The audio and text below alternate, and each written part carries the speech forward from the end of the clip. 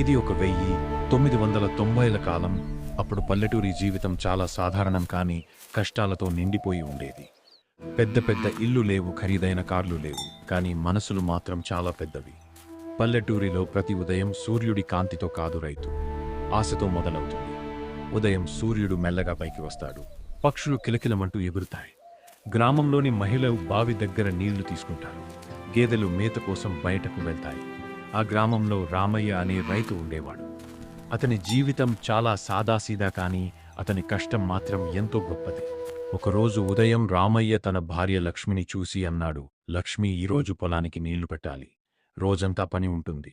లక్ష్మి నవ్వుతూ చెప్పింది, అన్నం కట్టిపెట్టాను, జాగ్రత్తగా పని చేయండి. రామయ్య పొలానికి వెళ్ళాడు. ఎండ తీవ్రంగా ఉంది. అతను ఒక్కడే పొలంలో కష్టపడుతున్నాడు. చెమట అతని ముఖం మీద జారిపోతుంది. రైతు జీవితం ఎప్పుడూ ప్రకృతిపై ఆధారపడుతుంది. వర్షం వస్తే పంట ఉంటుంది, లేకపోతే కష్టం మాత్రమే ఉంటుంది. రామయ్య ఆకాశం వైపు చూస్తూ ఇలా అన్నాడు, దేవుడా, ఈసారి పంట బాగుండాలి.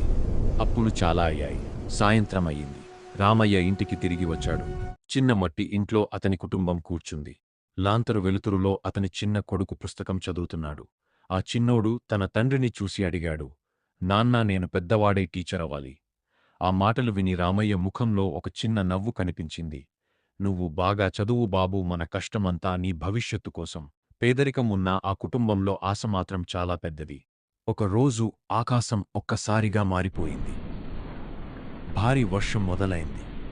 కొన్ని గంటల్లోనే పొలం మొత్తం నీటితో నిండిపోయింది. రామయ్య పంట మొత్తం నీటిలో మునిగిపోయింది. రామయ్య ఆ దృశ్యం చూసి నిలబడిపోయాడు.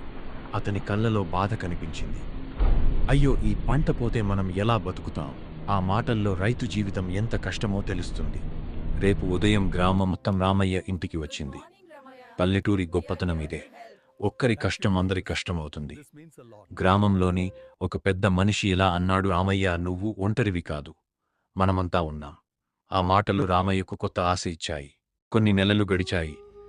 మళ్లీ పొలంలో చిన్న మొక్కలు మొలిచాయి. రామయ్య ముఖంలో ఆనందం కనిపించింది. అతను లక్ష్మిని పిలిచాడు. లక్ష్మి, చూడు, మళ్లీ పంట వచ్చింది. లక్ష్మి ఆనందంతో నవ్వింది. మన కష్టం వృధా కాలేదు. సాయంత్రం సూర్యుడు అస్తమిస్తున్నాడు. పిల్లలు గ్రామంలో ఆడుకుంటున్నారు.